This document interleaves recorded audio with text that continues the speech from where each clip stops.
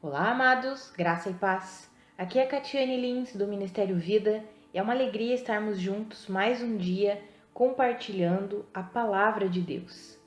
Nós estamos meditando nas cartas do Novo Testamento, estamos realizando a leitura, um breve estudo da primeira carta aos Coríntios, e o nosso capítulo de hoje é o capítulo 10.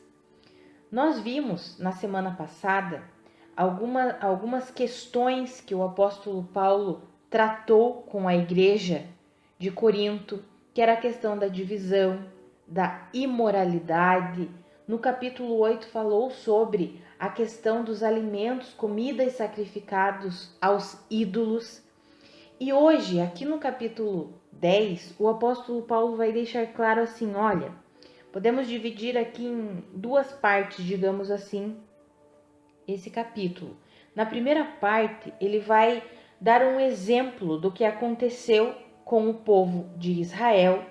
Ele diz assim, olha, em Moisés, o povo de Israel também foi batizado na nuvem e no mar. Eles também se alimentaram do mesmo alimento espiritual. Eles também beberam de uma bebida espiritual, porque a rocha espiritual que os acompanhavam, essa rocha era Cristo Jesus. Mas Deus não se agradou da maioria deles, por isso os seus corpos ficaram espalhados no deserto. Ou seja, por quê? Porque eles não depositaram a sua confiança na rocha genuína. Eles não depositaram a sua confiança em Deus.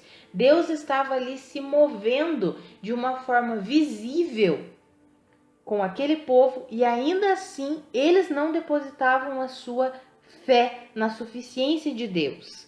Eles vira e mexe se voltavam para a idolatria. E ali eu quero ler com você dos versículos 6 ao 13, diz assim: essas coisas ocorreram como exemplos para nós, para que não cobicemos coisas más, como eles fizeram. Não sejam idólatras, como alguns deles foram, conforme está escrito: o povo se assentou para comer e beber e levantou-se para se entregar à farra. Não pratiquemos imoralidade, como alguns deles fizeram, e num só dia morreram 23.000. Não devemos pôr o Senhor à prova, como alguns deles fizeram, e foram mortos por serpentes. E não se queixem, como alguns deles se queixaram e foram mortos pelo anjo destruidor. Essas coisas aconteceram a eles como exemplos e foram escritas como advertência para nós, sobre quem tem chegado o fim dos tempos. Assim, aquele que julga estar firme, cuide-se para que não caia. Não sobreveio a vocês tentação que não fosse comum aos homens. E Deus é fiel, Ele não permitirá que vocês sejam tentados além do que podem suportar. Mas quando forem tentados, Ele mesmo providenciará um escape para que o possam suportar. Ou seja, tudo o que aconteceu, Ele dando o exemplo do povo de Israel, e Ele diz assim, olha, aconteceram essas coisas como exemplos para nós. Nós não devemos agir como eles agiram.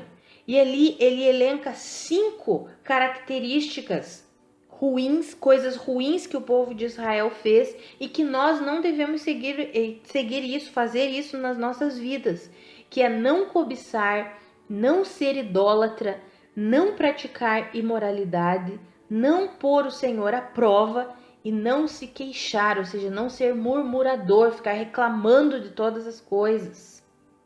E aí ele diz assim, olha, essas coisas aconteceram a eles como exemplos e foram escritas para nós como uma advertência. Agora, aquele que julga estar firme, cuide-se para que não caia, ou seja, se mantenha um crente vigilante. E aí ele faz uma promessa, escreve uma promessa maravilhosa para nós, amados, como igreja. Não sobreveio a vocês tentação que não fosse comum aos homens. Todos enfrentamos provações, tentações, porque este mundo jaz no maligno. Mas Deus é fiel. Ele não permitirá que vocês sejam tentados além do que vocês podem suportar. Muitas vezes nós achamos, essa situação está difícil demais, eu não vou conseguir suportar. Não, a palavra nos garante que Deus, Ele mesmo, e olha que interessante, quando vocês forem tentados, Ele mesmo providenciará um escape para que vocês possam suportar. O Senhor é fiel e Ele nos conhece, amados. O Senhor é fiel e Ele nos conhece. E Ele não permitirá que nós sejamos tentados além do que possamos suportar. E quando nós somos tentados, Ele mesmo providencia o escape. Aqui falando das tribulações, das provações dessa vida, das tentações que enfrentamos nessa vida. O Senhor é a nossa força e Ele mesmo providencia o escape para nós.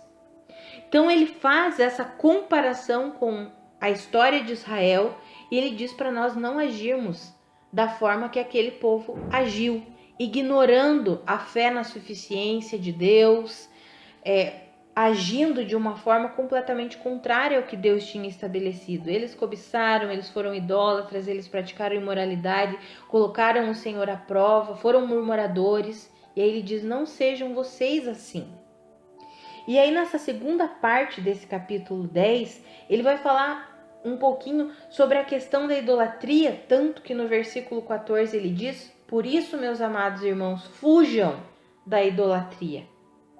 E aí ele diz, ele faz a comparação ali com a questão dos alimentos sacrificados aos ídolos. E eu quero ler com você do versículo 20, até o 22. Está escrito assim: quero dizer que os pagãos sacrificam, aquilo que os pagãos sacrificam é oferecido aos demônios e não a Deus. E eu não quero que vocês tenham comunhão com os demônios. Vocês não podem beber do cálice do Senhor e do cálice dos demônios. Não podem participar da mesa do Senhor e da mesa dos demônios. Porventura provocaremos o ciúme do Senhor? Somos mais fortes do que Ele? Aí no versículo 23 e no versículo 24, tudo é permitido, mas nem tudo convém. Tudo é permitido, mas nem tudo edifica. Ninguém deve buscar o seu próprio bem, mas sim o dos outros. Mas ele está falando num contexto. Sabemos que a cidade de Corinto tinha muitos templos pagãos e eles sacrificavam alimentos aos ídolos. E aí ele vem e diz assim: amados, o que eu estou querendo dizer para vocês é que o que eles fazem nesses templos pagãos aí, eles estão oferecendo a demônios. E eu não quero que vocês estejam em comunhão com demônios. Como que vocês vão ser participantes do cálice do Senhor e do cálice dos demônios? E é interessante no versículo 23 e 24 ele dizer, tudo é permitido. Porque lá no capítulo 8 ele fala, se você comer e dar graças a Deus, ok, não tem problema. Mas o que ele diz lá no capítulo 8 ainda, que nós já vimos? Lá no versículo 1 ele diz, o conhecimento traz orgulho, mas o amor edifica. Ou seja, resumindo, não usem a liberdade que vocês têm em Cristo Jesus para atrapalhar, para ser tropeço para as outras pessoas. Por isso que ele diz ali, eles estão oferecendo sacrifícios a demônios. Eu não quero que vocês participem da mesa dos demônios e da mesa de Deus. Como que vocês podem fazer isso? Não façam isso. Aí ele continua o capítulo e ali no final ele vai dizer assim, é interessante porque ele fala assim no versículo 28 e 29. Mas se alguém disser, ele está falando sobre ir alimentar-se na casa de um descrente. Ele diz, olha, se um descrente te convidar para comer, vá, coma, não pergunte nada, coma o que tem e seja livre. Mas se alguém falar que aquilo foi oferecido em sacrifício, então não coma. É o que ele fala no versículo 28. Mas se alguém disser, isto foi oferecido em sacrifício, não coma. Tanto por causa da pessoa que o comentou, como da consciência. E aí ele explica. Isto é, da consciência do outro, não da sua própria. Pois por que minha liberdade deve ser julgada pela consciência dos outros? Ou seja, ele diz assim, olha, se você for na casa de um descrente, ele oferecer comida, coma, não questione nada. Agora, se ele falar que o alimento que ele está te oferecendo é um alimento que foi sacrificado a ídolos, então não coma. Mas ele diz não coma por causa da consciência dele, não por causa da sua consciência. Você já entendeu que tudo pertence a Deus. Mas quando você participa de algo declarado que foi oferecido a demônios, você ofende a consciência do outro. Ali no versículo 31 diz: assim quer vocês comam, quer bebam, quer façam qualquer outra coisa, façam tudo para a glória de Deus. No versículo 32 e 33 está escrito: não se tornem motivo de tropeço, nem para judeus, nem para gregos, nem para a igreja de Deus. Também eu procuro agradar a todos, de todas as formas, porque não estou procurando o meu próprio bem, mas o bem de muitos, para que sejam salvos. Ou seja, a nossa vida como cristãos não é para ser vivida de forma egoísta. Então, se alguém fosse visto num templo pagão participando daquela mesa de demônios, porque aqueles sacrifícios eram oferecidos a demônios, ou se alguém fosse convidado para comer na casa de um descrente e ele falasse, declarasse, ó, esse alimento aí foi oferecido aos ídolos, e o crente comesse, ele estava participando daquilo e ele se tornaria uma pedra de tropeço, um motivo de tropeço. Tanto para judeus, seria um escândalo, tanto para os gentios que diriam mas ele não se diz crente, como que ele está aqui se unindo a mim no meu ritual, no sacrifício que eu, na religião que eu tenho? Mas ele não é crente? E aí ele diz assim, ó, nós não devemos nos tornar motivo de tropeço, nem para judeu, nem para grego e nem para a igreja de Deus, ferindo a consciência das pessoas. Aí ele diz, eu procuro agradar a todos, de todas as formas, porque eu não estou procurando o meu próprio bem, mas o bem de muitos, para que sejam salvos. E quando ele termina esse texto, ele começa no capítulo 11, que é o que veremos amanhã, ele diz, tornem-se meus imitadores, como eu o sou de Cristo. A nossa vida cristã não é para ser vivida de forma egoísta, mas é para ser vivida para a glória de Deus. E quando vivemos para a glória de Deus, nós refletimos, tomamos cuidado para não sermos motivo de tropeço para as pessoas ao nosso redor, seja para outros crentes ou seja até mesmo para os descrentes. Nós não queremos ser motivo de tropeço, de escândalo para as pessoas. Nós queremos viver de maneira que glorifique a Deus em todos os aspectos da nossa vida. E é isso que o apóstolo Paulo está falando aqui no capítulo 10 da sua primeira carta aos Coríntios. Amados, que eu e você possamos nos render às verdades de Deus e às correções de Deus para nós. Se nós temos usado da nossa liberdade em Cristo Jesus para ser motivo de escândalo, isso não provém de Deus. Como está escrito, tudo é permitido, mas nem tudo convém. Tudo é permitido, só que nem tudo edifica. Nós, assim como o apóstolo Paulo, devemos procurar agradar a todos, não no sentido de deixar que as pessoas conduzam a nossa vida. Eu tenho que agradar em tudo. Agradar a todos no sentido de, se eu fizer algo que vai ser motivo de tropeço, de escândalo para outra pessoa, então eu não vou fazer.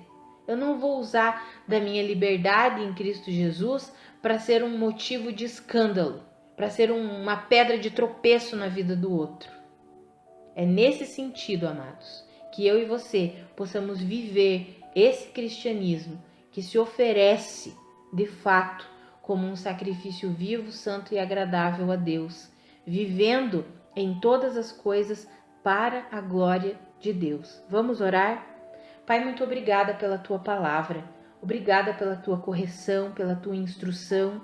Nós nos rendemos a Ti e eu oro pela vida dos meus irmãos, oro pela minha vida, para que nós tenhamos o nosso coração sempre rendido ao Senhor, Pai. Que nós não sejamos insensatos nem tolos de vivermos para nós mesmos, mas que nós possamos viver para a Sua glória, confiando na suficiência do Senhor, crendo que o Senhor é quem nos ensina, nos fortalece, nos conduz e até mesmo nos momentos difíceis em que parece que nós não suportaremos, o Senhor é fiel e o Senhor mesmo providencia um escape para nós. Pai, muito obrigada.